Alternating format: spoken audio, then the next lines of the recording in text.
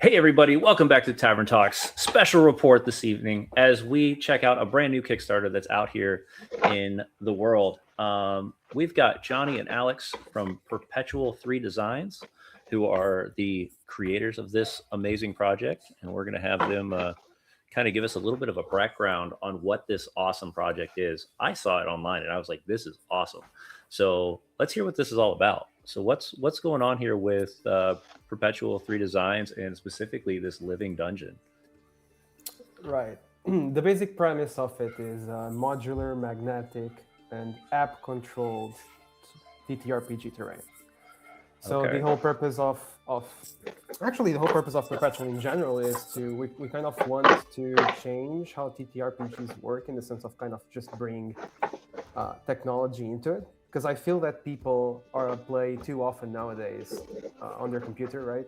There's less person-to-person interaction in general, so we kind of want to bring that element of technology into the table and kind of also at the same time bring something new, right? Right. And that's how it originated. Awesome. So some of these cool things that we're noticing in there, it looks like you've got rigged traps, lights, opening, closing doors, and this can all be done by a cell phone. Right? Like I can do this all by my phone. Yes. That's awesome. I haven't had a ton of time to dive into like the back end of it, but how are you able to do this without having like 1,000 wires just laying everywhere? So the wires basically, thanks so much for having us, by the way. Definitely. But first of all, the wires basically go from the electronic pieces. They pass under the map itself. Okay. So our floor pieces are hollow on the inside, and you can pass the cables through the floor, and then there's a special piece that we call the exit wall, which is basically a wall with a hole. That's all the cables go out of, so they neatly go out of the same exit, and then they go into a control box, and that control box connects to your phone via Bluetooth, and that's it. You can have the control box sitting behind your GM screen if you don't want, players to be looking at that. Right. And that's it. Oh, awesome. Yeah, okay. Also, bearing in mind that the cables themselves are also modular. So that's how we avoided the whole mess, right? Because you could have a cable that extends a long way, but we decided we didn't want that. So even the cables, they're like, I think 20 centimeters or 25 centimeters each. Yeah, and then you can just plug one to the other until you get to the box in this case. Oh, okay. So cables are modular, terrain is modular, and the tools that allow you to utilize it for your phone is all based on Bluetooth. That's pretty awesome. I'm not gonna lie. It's a fine line. It's a fine line between, because there was this discussion in the beginning between you have modularity on one end and then you have the looks on another, right? And you can either go to one extreme and make the map look outstanding and hyper, like this is the best thing I've ever seen. But if you do that, it's not modular by default. You would need to actually have an assembly method that you need to build it with. And then on the other end, it could be something like Lego, right? But we don't want our map to look like Lego. So we just went something in between where you can have the aesthetically pleasing look and at the same time have the modularity. Now, from what I'm seeing on at least the screen here what clip system are you guys using? Do you guys have specifically? It's all magnets. Oh, it's all magnets. Okay. Yeah. Awesome. Everything is magnets. There's so many magnets. You wouldn't believe the amount of magnets that goes inside the map. Like, for example, one single floor piece has 8 magnets in it. Oh, wow. Yeah. Okay. That's a lot different than what we're seeing out there right now. Yeah. What kind of gave you the, I heard the idea, you're like, we don't want to get on a computer screen anymore, but then we've also got all these heavy things where they're extremely expensive, but very well made terrain pieces. what kind of brought you to this point where you were like, hey, we want to create a living dungeon on like without a computer? That's so I have to take you back on a journey with that question. Okay. So this began with my best friend. So Mario and I were the co-founders, and then Alex and Pedro joined later on. I think 6 months after, if I'm not wrong, the whole thing began. And initially, we were going to do actually wooden accessories for tabletop. So imagine like dice trays, DM screens, etc. And then we even had the files ready at some point, just ready to send to Carpenter and get them done. And we pivoted to 3D printing. Okay. And actually, the reason why we went into Rain was because Mario was obsessing over having something visual. Because as you know, when you're playing a TTRPG, I think there's two kinds of people. There's the ones that imagine everything in their heads, and there's the ones that can't imagine anything. Right? Like they need a picture, they need a visual representation of how stuff is. And no matter how much I described, so I'm the DM for my friends, but no matter how much I described, he wouldn't get it. He always said, like, I need a map. I need like a drawing. I need something. Yeah. And so he began obsessing with it, even when we were considering doing wooden items. And then when we went to 3D printing, he just went ballistic. He went, okay, we're doing a map now. And so from there on, it was just, let's do the best, like in his mind, the best. Because he's an engineer, and so I think it goes. I think because of that, it goes with the whole. I like to build things and make them to my imagination, and that's how literally it began. And since then, we just focused on it. I think for a year and a half now. Oh wow! Like yeah, so this has been building for a while now. Awesome. I'm gonna bring up a screen here on Twitch. That way everybody can see what's going on. Let me make sure I've got everybody's windows popped up. I might get some things as well, because I do have like floors and stuff here. Yeah, we'd love to see it. Like I said, it would help us kind of get an idea of what some of these cool opportunities are. While you're doing that, I'm gonna grab this, shut that down. Bring you over here. All right, and while that's happening, I'm just going to bring this up on screen. So we've got now the Kickstarter here, which this Kickstarter is doing extremely well. Is this your guys' first Kickstarter? First Kickstarter, yeah. Yep. Yeah.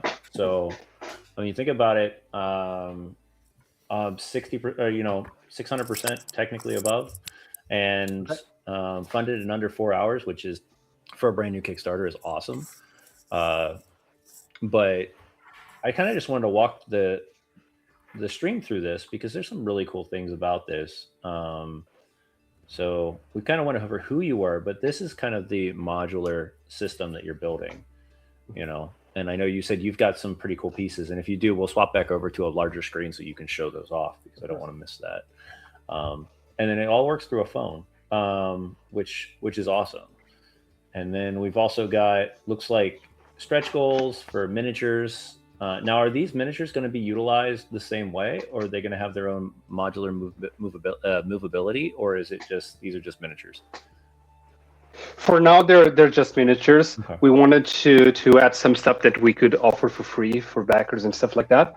And stretch goals are a way to do that. Some of the stretch goals are just more options of things you can have. So, for example, when you get a simple map, like, for example, the Adventure Pledge, it gives you one electronic piece. So some of the stretch goals are like, okay, instead of choosing between two of them, you have like 5 of them to choose from. So some stuff is just more options, and then some stuff is free things that people actually get. And the miniatures were one idea that we had, because we also have a web store where we sell 3D printed miniatures, and we do painting on commission and stuff like that. And so that was a way of us also starting to make our own miniatures and ship them out with the map and see what people's reactions are and things like that. However, we do have plans for making some magnetic tricks with miniatures. There was this very, very cool thing, which was kind of a shadow. I don't know if Johnny can talk about it a bit more, but it is like a transparent floor and when you move the miniature along it, something follows it underneath the floor. Can you talk to us a little bit about that? So essentially, some resin is actually transparent, so you can do some pretty cool stuff with it. And then there's a liquid called ferromagnetic liquid. So it reacts to magnets, and the idea would be having a floor with that. So imagine your miniature goes above it, and it would drag kind of like a dark cloud below on the floor. Wow! So you would have your own thing for a boss or something like that. Like that, you have Strad von Zarovich and a shadow coming underneath him. Oh yeah, like a deep shadow. Something like that. Or like hunter, or even spells like Hunter's Mark. Your hunter marked. Boom. You have like a shadow. Now you have a shadow underneath you. Something like that.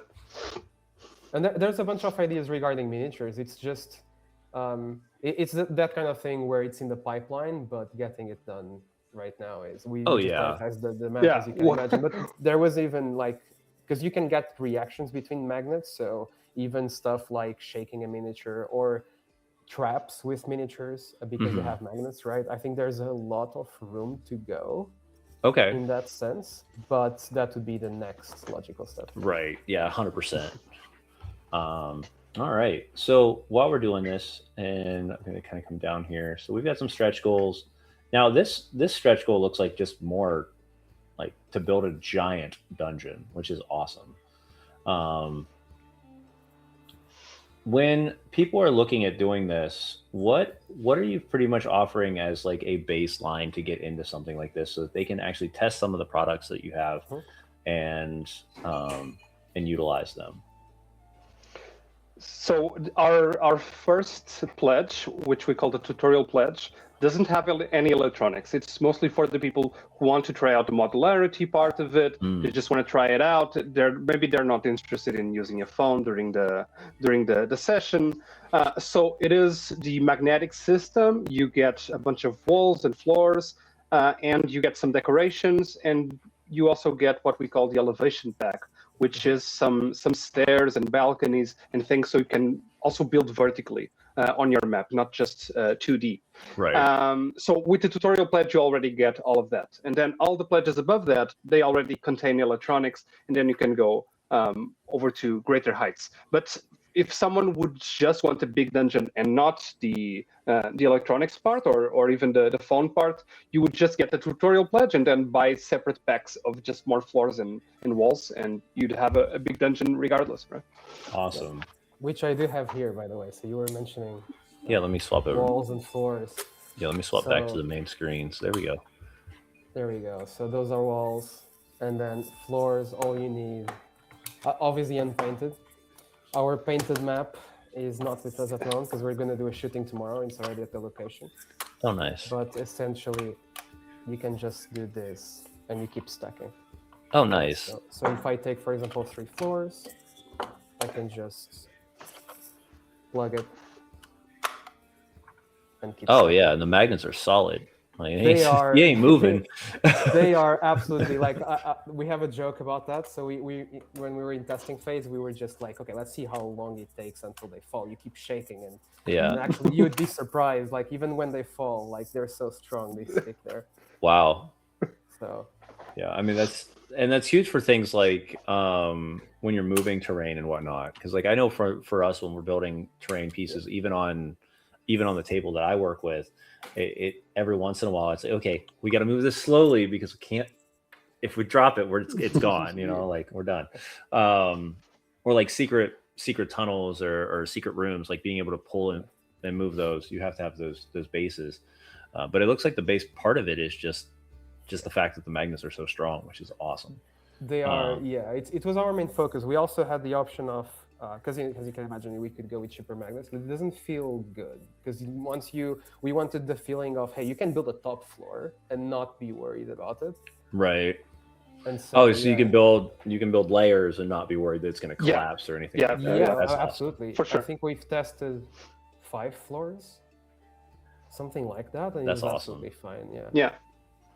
I mean, there are some tools you can use to help have more stability, but even if you build from a wall like that, you can easily have 2 or 3 floors without it falling, like to the side.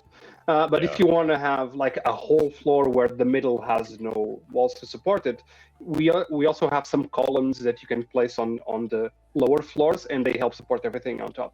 But you don't really need those. It's just so you have more stability, and if you accidentally apply pressure in the middle of the map, it doesn't collapse or something like that. But we've never had problems like that. Awesome. Yeah, I'm looking at this part right here where it says the magnetic modular assembly, and you can watch just the second floor just kind of snap together. There's nothing underneath it, which is awesome.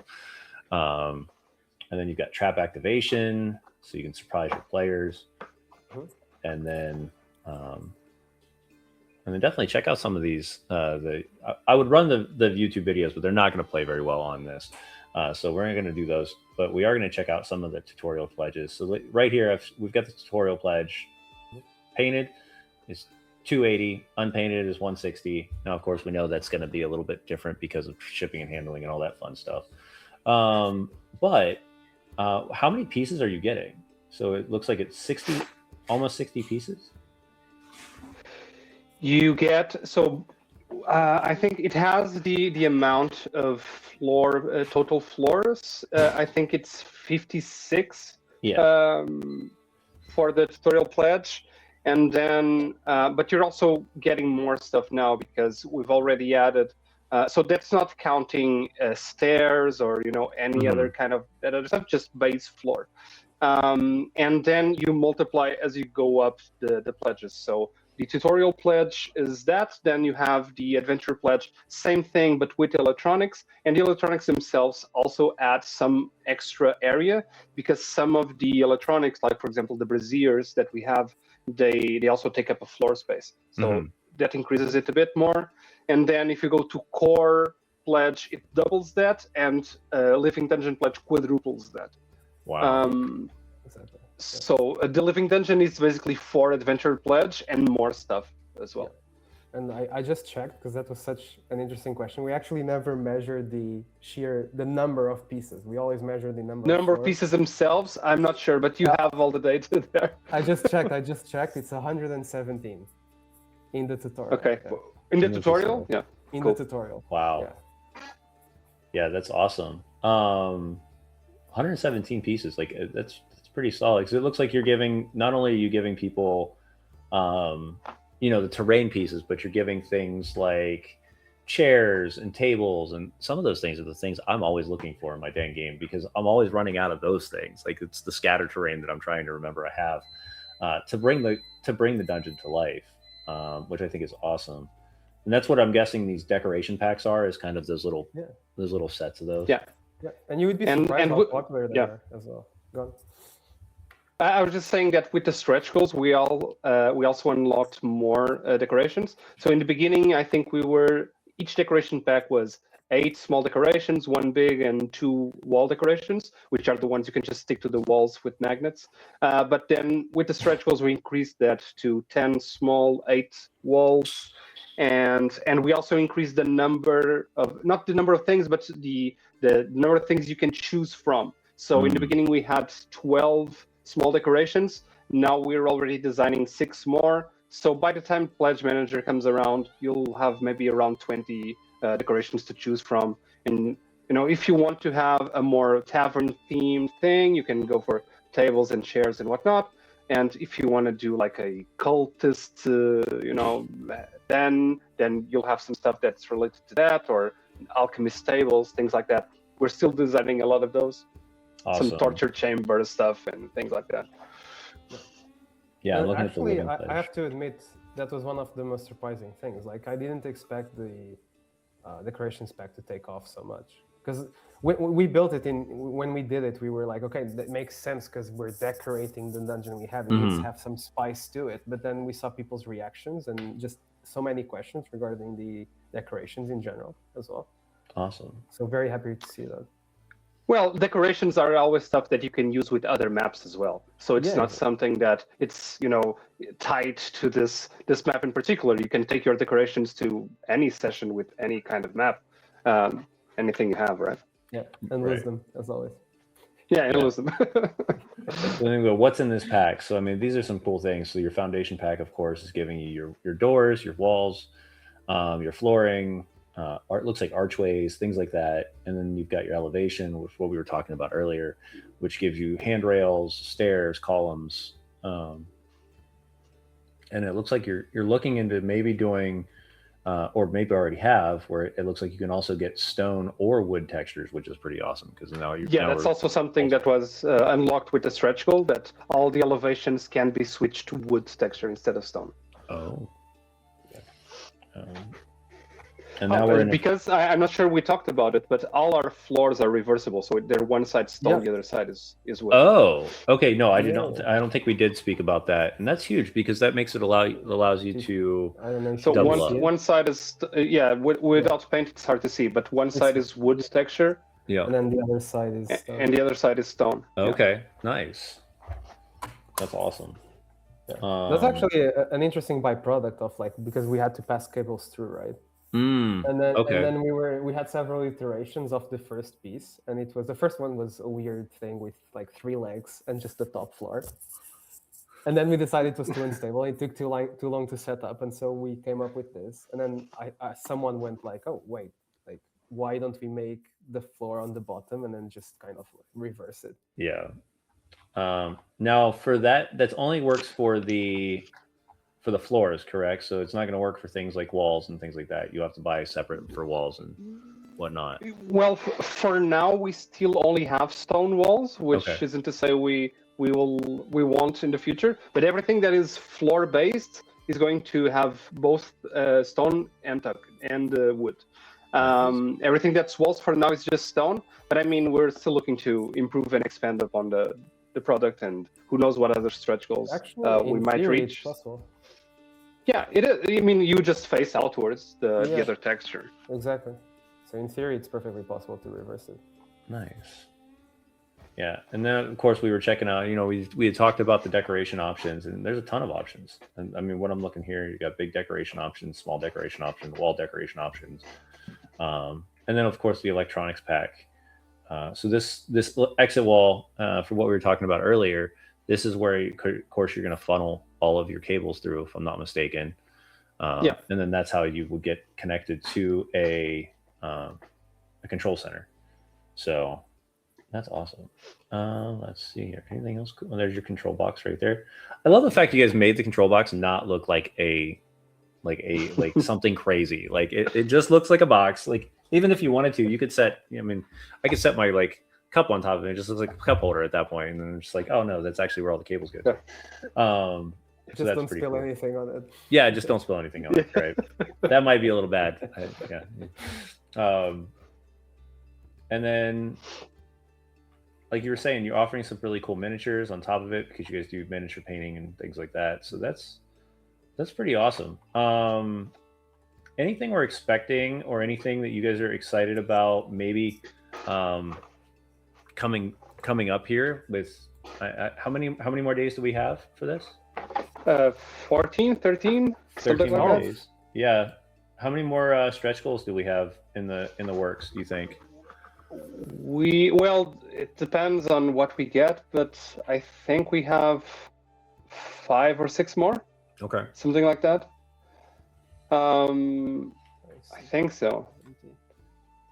Yeah, it's 6. Awesome. Yeah.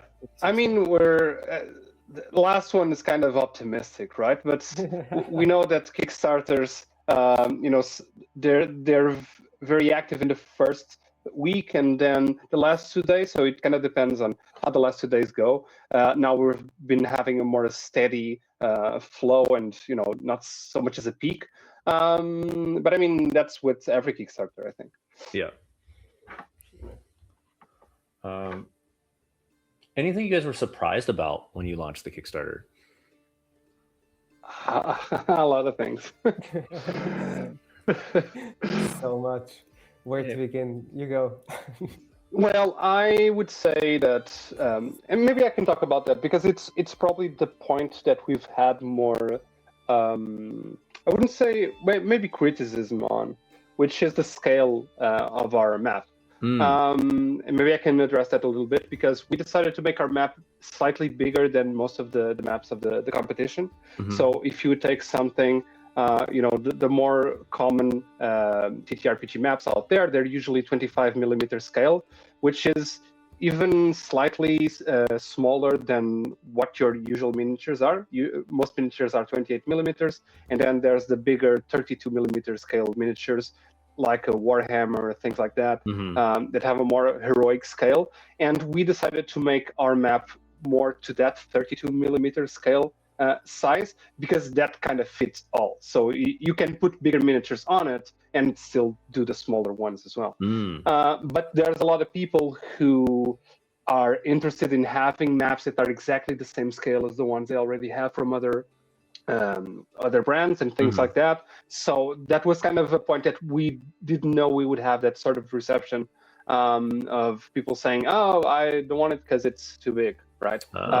In my mind, big is better. Like it fits your table. It's easier to paint. You get more details. The rooms aren't all cramped. You can easily have a second floor and have a big miniature underneath it. It's not gonna, use its like break the wings or whatever. So that's one of the things that I didn't really, know that we're gonna get those sorts of comments. But I mean, it's you can always use our map next to another map and use one section of the map for one thing and the other one for another thing. Nothing is blocking you from doing that. Absolutely. And also, like, we had this discussion. So before launching, when we were iterating through the map, we did have the discussion of the 25 versus 32 millimeters. And I think it was just the consensus of, hey, we want you to use any miniature you want in our map. Like, you can actually play. That was the turning point. It was us looking at the map and realizing, hey, you can actually bring a huge miniature, put it in the map, and you can play with it there. Because in a typical, if it's 25 millimeter scale, you can imagine if it's a huge miniature, you can have ceiling anymore. You cannot, doesn't move very easily. Right. So we went that route, and also because we wanted to bring something new. Like Alex said, we look at it, it's like, oh, it's big, it's better. So yeah, well, I do agree with the idea that you're saying, where the details, you get more details out of it. You look at what a miniature looks like at 25 millimeter or 28 millimeter, and then you look at what it looks like at 32. And I think a lot of times this is definitely going to be a lot more supportive to the wargaming community outside of, even with the D&D community or the tabletop community, because most wargaming is done at 32 millimeters. So, any ideas? So I know you've got dungeons building right now. And as we continue to kind of go through this, is there ideas for other types of terrain, or is this mostly focusing on dungeons because of the electronic portion of it? There is ideas for more. Go ahead. So there is definitely ideas for more. So when we began iterating through this, we realized that, well, if it goes well, first of all, we want to continue, right? That's the premise behind it. We don't know whether it's going to be expansions of the current dungeon or a new terrain type in the sense of aesthetics. We do know it has to have compatibility, right? So there's always going to have backwards compatibility. That's an essential. We thought about a dungeon in general, like a rock dungeon or a cave or something of that kind, which would be perfectly doable. We don't have it set in stone yet. Which one is going to be, and that was a pun, yes. And also to answer a question about other type of terrains, we also thought about doing some terrain for wargaming. Since you mentioned that, we already have some of that stuff on our website, but it's stuff that we're selling as merchants and not designed by us. But after we're done with this Kickstarter, it's still, we're still considering if you want to do an expansion to this right after, but after delivering everything, or if it's too soon, and maybe we do something else in between, some different Kickstarter, to let this product breathe a little bit and not have people expend so much money over a year or something, have to do it again. So we're still considering what's the best approach, but we would definitely like to have wargaming terrain and even in the dungeon sense. I know Johnny talked about the cave system, but even thinking of this as a regular dungeon, there's a lot of ways that you can integrate other themes into it, like a sewer system or something more like a crypt or a mine, or things that have sort of the same compatibility in terms of modularity, but they don't necessarily have the same feel to them, same theme. And you can always go to different types of electronics. So, for example, if I had a mine, I could do an elevator or something like that. Oh, wow, with electronics, that would be very cool. But it's not something that makes sense in a castle, right? So there's stuff we didn't go to because even if we could do them, they wouldn't fit the theme. But now, if we are successful enough, then we can start exploring other themes and other neat tricks, let's say. Nice, yeah. I'm just curious with both of you. What is your favorite electronic piece that you guys created so far? That's. I know what mine is. Go. My favorite one is definitely the smoke machine. Okay. Although the rotating floor and the rotating wall are also very good, and I use them a lot. The smoke machine always has that different feel to it and the kind of reaction that the players have. Both me and Johnny are DMs as well, and we've play tested this map with players before and seen their reactions. And when you're looking for a secret door or whatever, and you activate something and the door flips and they actually see where they need to go, that's kind of a cool moment. But the smoke machine is something that people take out their phone to take videos of, instantly. So I think and the fact that we can make different looking smoke machines and we're now playing with different themes for it because people have also unlocked some stretch goals. Right now it's kind of a dragon statue that spews smoke, but we have unlocked a cauldron for like a witch, like a hag coven cauldron that spews smoke, kobold invention, which is like a fake dragon that kobolds have made to kind of scare invaders, and it's just a fake dragon made by kobolds that spews smoke. So things that we think are really cool. That's so awesome. Mine is surprisingly not the smoke. I think the smoke machine is the one where it has the most impact visually, but the one where I had personally the most reaction to was the first one we did, and that was the rotating. I think that was like the floor or the wall. It was the wall first that we did, and then we did the floor after. But I think it was the fact that just watching it work for the first time and being like, "Holy, we're gonna do this." Yeah, I love the idea that you were talking about, to be able to let that secret wall just kind of move, and then you see what's there. Like, as the player, you get to see through it.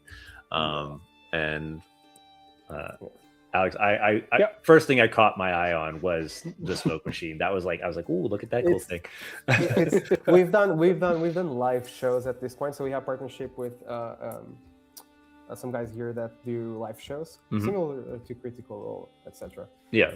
And they use our terrain for the live shows. Nice. And every single time people come over to take pictures of the smoke machine, it never fails. Never. Like you could have the best painted minis on there. It doesn't matter. Like, the smoke machine is the only thing in their eyes. They're gonna go there just to see how it works. Yeah, I mean, but it's a unique tool. It's something that's not seen all the time, and pretty much any table I've ever seen that throws a smoke machine into it, everybody's like, "Ooh, look at this thing! This is new," and I think that's part of it. Are you? So I know you guys are doing the Kickstarter, but after the Kickstarter, are you guys planning on doing anything for the convention scene, or are you guys going to do anything where opening up another shop? What's the plan next?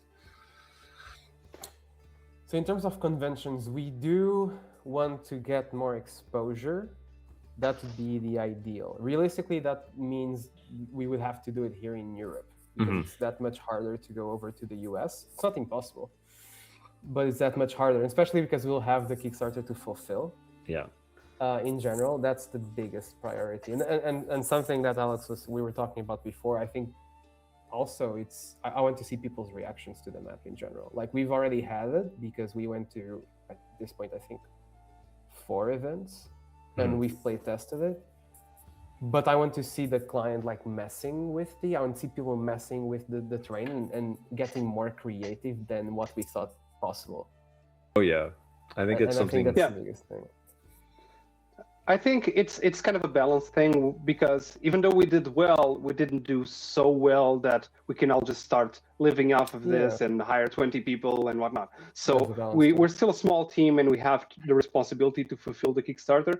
And I think that once we're on track to, okay, we're sure this is going to be delivered on time, we have no more problems with this, then we can start thinking of going to more convention and things like that. And maybe even showing new stuff that we've developed over time. But I think that for now, our focus on the stretch goals, focus on delivering everything that we're talking about, create the infrastructure to actually make the things, and then we're off. And then I think it'll be an exciting time to explore and go to new places and present the map and present whatever new products we've done by then. And also because we don't plan to sell before we fulfill the Kickstarter, right? So of course. That's the thing. Like we have no plans right now for that anyway. So realistically, it would be only after 10 to 12 months. So it would be beginning of next year at most. Which is still an amazing opportunity for you to get more exposure and to get people seeing the products. And I will be the first one to say, every time I watch somebody who's like, oh, I got this new cool terrain piece, and then they're like, oh yeah, well this is what I did with it, and you're like, oh, why? I didn't even think that was possible. Like, and it's going to be, and you're going to start seeing people blending, which is the really cool thing. I've got Warlock tiles, I've got Dwarven Forge, I'm probably going to pick up this, and then seeing how all that blends together, and all the painted differently, but they all have that similar look to them, and whatnot. So are these going to be what kind of filament are you guys using for the 3D printed pieces? We are not using filament, we're using resin. Okay, it's resin printed. Okay. Because filament has that flimsy feel to it, like it feels too light. Obviously the magnets would give it some weight, but the advantage of the resin is that it really feels like plastic. So I pick it up and it feels like it feels like I'm not going to break it if I drop it. Absolutely, 100%. And my experience with filament in general has been, yes, it's incredibly resistant. It just feels like a cheap product when you grab it. And we didn't want that at all. Absolutely. So resin, that's basically like plastic. I was also a little bit concerned of because these magnets are so strong that the filament couldn't hold maybe in the thin parts where the magnets are close to the surface. And resin has been behaving much better. Excellent. And we've experimented with different types of resin and whatnot, and we've come to the right recipe. The right recipe for what you want. Yeah. So it's working well now. Awesome. And then for those that are watching this or going to be watching this in the near future, when are you guys going to be? Are you guys going to be doing a either a late backer or whatnot, and you guys are closing out in 14 days? How much longer are you allowing people to back out, like late back end? We are doing a late back, right? But we haven't yet decided the dates. We are thinking it would be the time in between the campaign finishing and the pledge manager launch. And the launch of the Pledge Manager. Yeah. We think after the Pledge Manager launching and people already inputting their things, we think that's about as long as people will have to do the late pledges. Now, we're still not sure how long that will be. It'll be, I think, my personal opinion is going to be at least 3 weeks. but it kind of depends on how the pledge manager goes, because people have to do a lot of choices during the pledge manager. There's a lot of options. You need to pick all your decorations. And we also had some cool things that we offered to our VIP backers. And the VIPs are basically people that gave us their support before the campaign. They gave us a dollar way before the campaign, and that unlocked some things for VIPs. And one of them is custom painting, so they can choose how the map looks. And so that's a lot of options we have to put in the pledge manager, and everything has to be kind of readable and easy to understand. So we'll take some time to do that. But people can explain to have, if not a month, almost a month after the Kickstarter of late pledge time. But keep in mind that there's an increase in price in the late pledge because it's after the campaign. Correct. I think it's 10%. It is 10%, I believe, yes. And the good news is also we'll have a lot of help with the pledge manager because we're doing this in partnership with BackerKit. Okay. And so we're going to do the pledge manager via their system, and they also help us build it up. So awesome. Is there anything we haven't went over that I'm missing from the Kickstarter? I want to make sure we're covering everything you guys have done for this thing, because there's a lot. I'm not gonna lie, there's a lot to go over. It's funny you say that. Alex was responsible for the skeleton of the Kickstarter page, and then he was like, I don't know, I'm gonna make it simple and short so that people understand everything. and then we launched. 2 days later, we had 2 more things. 3 days later, 4 more things, and up to this point, we recorded, I think, like 3 more videos. Like we have, it's we just kept extending. Being first-time Kickstarter makers, there's a lot of things we didn't know, or opinions that people had that we weren't sure about, and people kept asking, "Oh, show us a video with the pledges, or show us a video that explains all the packs, or show us this, show us that." And those are things we hadn't really realized that people were going to want. So we were doing this like the first week of Kickstarter. Okay, we need to record this and put it in the page. So we kept adding to the page, and now it's more stable. but we kept updating it, and so I would say actually now it's really good. But like that, if you look at what we had in the beginning, we've added so much. I think it's twice as long, realistically. Probably, it's twice as long as it was in the beginning. Just goes to show also how much we've learned. Mm-hmm. Because you think, oh, I'm going to launch, and the page makes sense and everything, and it makes sense in your head, right? Because you know it. But then once someone sees it, they begin questioning, wait, but how much do I get, and how does it look, and what like is in their mind? Because people are going to ask, is it worth paying what it is, right? Yeah. And I think that's where we learn the most. We need to just show people more like visually what they get. Awesome. Yeah. There's a question in the chat right now, and this is definitely a unique question. It says, do you plan on expanding the materials that you're utilizing to make your builds? For instance, if you want a figure or a set that looks like glass, would the material be able to reflect that? And I think we talked about that a little bit with the way you were talking with shadows and things like that. But is that in the thought process? It is. So one of the ideas we had for miniatures is modular miniatures. So it would be the concept where you can have any race you want for the miniature, right? By any class, and then you would just quite literally dress up the miniature however you want.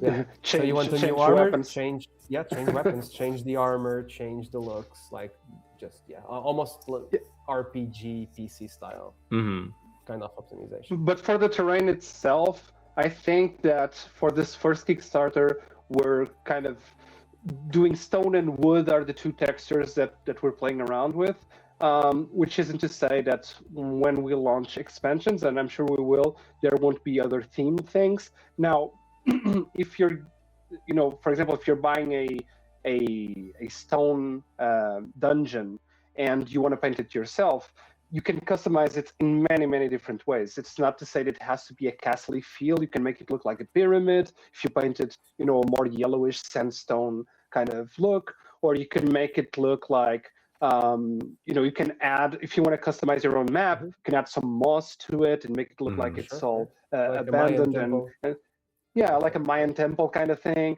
So we played around with some stuff, and we're expecting some of the VIPs, like I talked about, to have some sort of requests like that.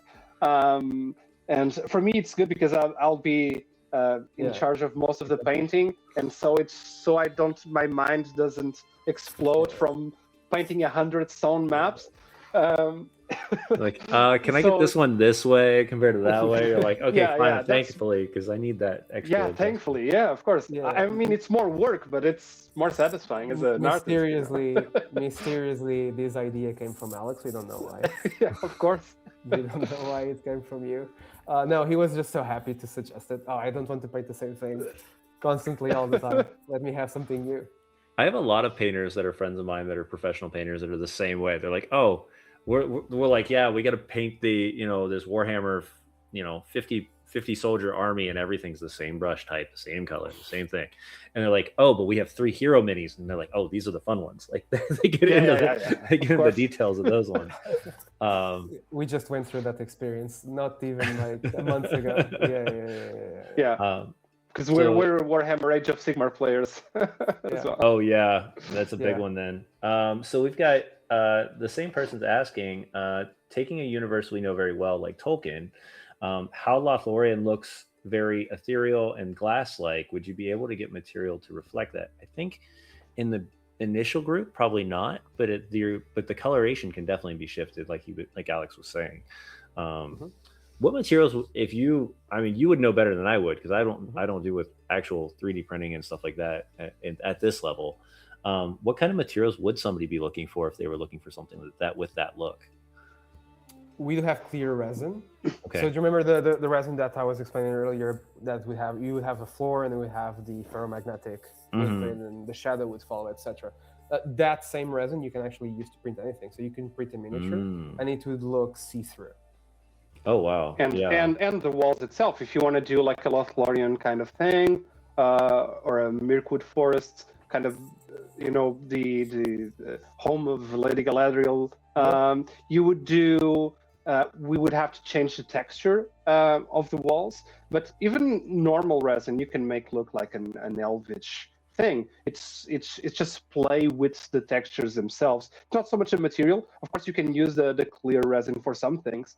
But I think for an elvish building, when I think of an elvish building, I think very round lines and very white and white, light blue, light green kind of thing. So it's a play on color and texture more than it is material itself.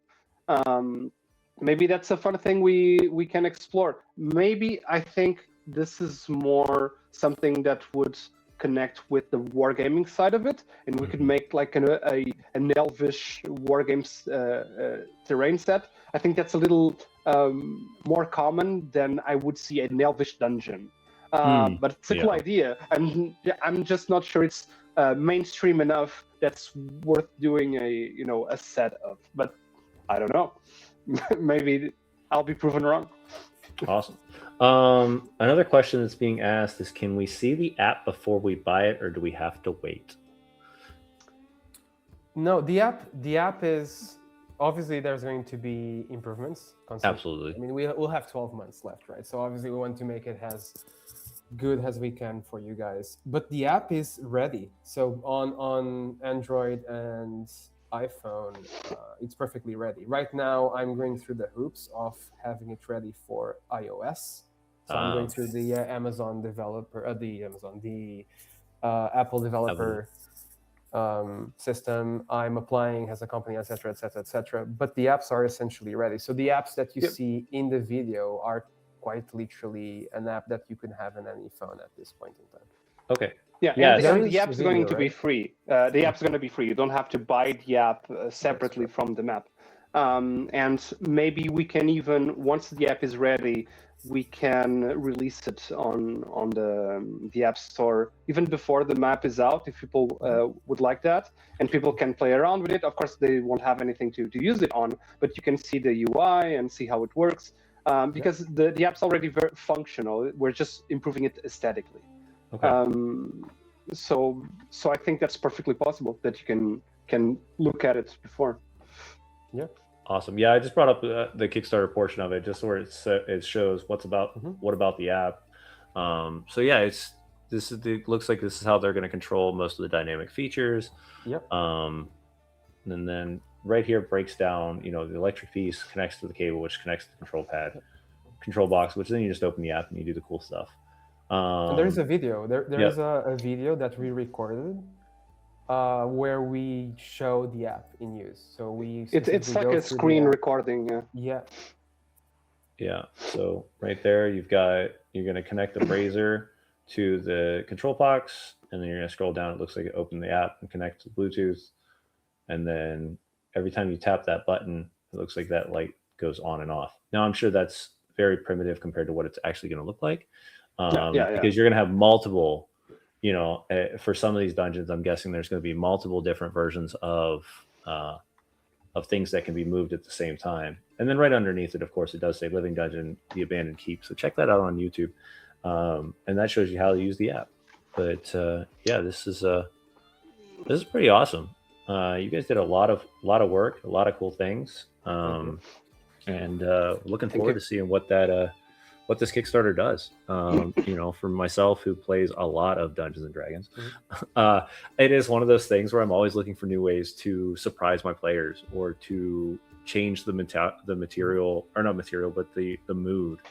And one of those cool ways would be to, swing open an unknown doorway or a trap that pops out, things like that. And I think this is just another cool way to do it. I know it does take a little bit of extra prep, but for nowadays, I think game masters have kind of gotten used to the idea that prepping is consistent. You would be surprised. Honestly, you would really be surprised. I ran my first session. So Alex was the one that did the playtests. And then like I mentioned, we did have several live shows running our terrain. Yeah. I personally DM'd for the first time in the previous weekend. With the map. With the map. Yes. Awesome. And like setting it up is easy. You would expect, as a DM, we're very used to prepping, right? Right. We're used to sitting over our books and notes and just brainstorming about how the players can ruin us in our lives. But the setting up the dungeon itself, I did it, I think, 20 minutes before the session. And then in the app itself, like during the session, you just quite literally click the button and it happens. Yeah. Awesome. And a lot of people asked how much stuff you can put into the control box. Oh, true.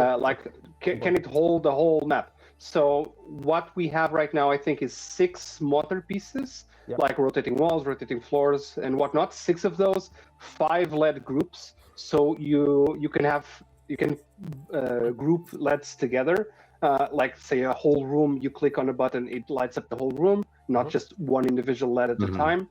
So you're going to have 5 LED groups, and I think we're going to have 2 smoke machines. So the smoke machines, they're going to have a port of themselves. So I think you can support 2 smoke machines at the same time as well. Wow.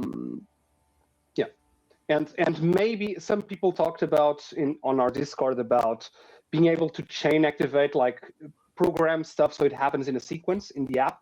It's something we're still exploring. But maybe that's also something that can be done. Like you click a button, the smoke comes out, the lights turn on, and the thing rotates, and you only click once. So maybe we're still exploring that, but I think it'll be a cool thing to have. It's on the pipeline, actually. So I already spoke to the app developer about that. Cool. Yeah. I mean, that's a very programming, like programmers mentality is like, can I sync these? Can I sync these in a method and whatnot? So, or an array. And that's actually I actually didn't answer. You asked what we got surprised by the most, and I think Alex answered. But honestly, in my case, it's the community. Mm-hmm. We've gotten so much good feedback that we've applied to the product itself at this point. Well, and I think that's going to be huge for you guys, because the one thing I know about the D&D community, the tabletop community in general, is the community is key, right? And they're going to be willing to share and and benefit and grow with you, which is something that has just been incredible for myself and a lot of others within the space. And I'm sure your community is growing as fast as humanly possible in the same sense.